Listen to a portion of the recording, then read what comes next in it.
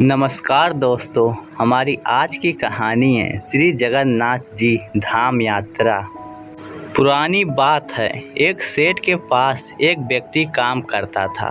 सेठ उस व्यक्ति पर बहुत विश्वास करता था। जो भी जरूरी काम हो, सेठ हमेशा उसी व्यक्ति से कहता था। वह व्यक्ति भगवान का बहुत बड़ा भक्त था।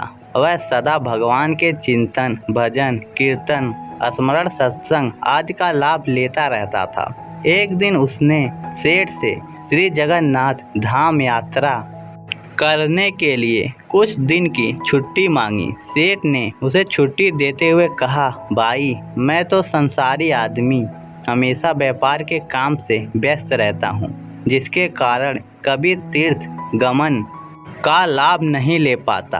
तुम जा ही रहे हो तो यह लो 100 रुपये मेरी ओर से श्री जगन्नाथ प्रभु के चरणों में समर्पित कर देना।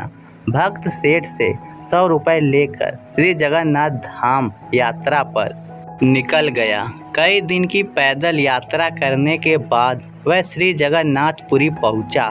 मंदिर की ओर प्रस्थान करते समय उसने रास्ते में देखा कि बहुत सारे संत, भक्त जन, वैष्णव जन हरि नाम कीर्तन बड़ी मस्ती में कर रहे हैं। सभी की आंखों से अश्रुधारा बह रही है। जोर जोर से हरि बोल गूंज रहा है। कीर्तन में बहुत आनंद आ रहा था। भक्त भी वहीं रुककर हरि नाम संकीर्तन का आनंद लेने लगा। फिर उसने देखा कि संकीर्तन करने वाले भक्त जन इतनी देर से संकीर्तन करने के कारण उनके होठ सूखे हुए हैं। वह दिखने में कुछ भूखे भी प्रतीत हो रहे हैं। उसने सोचा, क्यों ना सेठ के 100 रुपये से इन भक्तों को भोजन करा दूं। उसने उन सभी को उन 100 रुपये में से भोजन की व्यवस्था कर दी। सबको भोजन कराने में उसे कुल 98 रुपये खर्च करने पड़े। उसके पास 2 रुपये बच गए।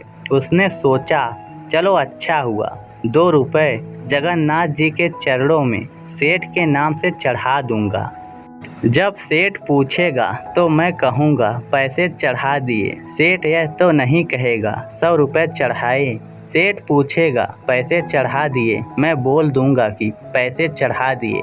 झूठ भी नहीं होगा और काम भी हो जाएगा। भक्त ने श्री जगन्नाथ जी के दर्शनों के लिए मंदिर में प्रवेश किया। श्री जगन्नाथ जी की छवि को निहारते हुए अपने हृदय में उनको विराजमान कराया और अंत में उसने सेठ के 2 रुपये श्री जगन्नाथ जी के चरणों में चढ़ा दिए और बोला, ये 2 रुपये सेठ ने भेजे हैं। उसी रात सेठ के पास स्वप्न में श्री जगन्नाथ जी आए, आशीर्वाद दिया और बोले, सेठ तुम्हारे 98 रुपये मुझे मिल गए हैं। यह कहकर श्री जगन्नाथ जी अंतर ध्यान हो गए। सेठ जाग गया, सोचने लगा, मेरा नौकर तो बड़ा ईमानदार है, पर अचानक उसे क्या ज़रूरत पड़ गई थी। उसने 2 रुपये भगवान को कम चढ़ाए। उसने 2 रुपये का क्या खा लिया। उसे ऐसी क्या ज़रूरत पड़ी। ऐसे विचार सेठ करता रहा। काफ़ी दिन बीतने के बाद भक्त वापिस आया और सेठ के पास पहुंचा। सेठ ने कहा कि मेरे पैसे जगन्नाथ जी को चढ़ा दिए थे। भक्त बोला, हाँ, मैंने पैसे चढ़ा दिए।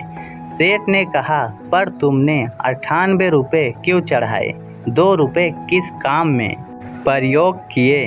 तब भक्त ने सारी बात बताई कि उसने 98 रुपये से संतों को भोजन करा दिया था और ठाकुर जी को सिर्फ 2 रुपये चढ़ाए थे।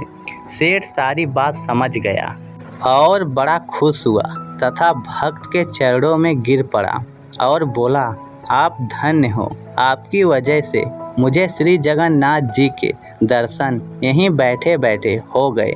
भगवान को आपके धन की कोई आवश्यकता नहीं है। भगवान को वह 98 रुपये स्वीकार है जो जीव मात्र की सेवा में खर्च किए गए, और उस 2 रुपये का कोई महत्व नहीं जो उनके चरणों में नगद चढ़ाए गए। भगवान को चढ़ावे की ज़रूरत नहीं होती। सच्चे मन से किसी ज़रूरतमंद की ज़रूरत को पूरा कर देना भी भगवान को भेंट चढ़ाने से भी कहीं ज़्यादा अच्छा होता है। हम उस परमात्मा को क्या दे सकते हैं जिसके दर पर हम ही भिखारी हैं।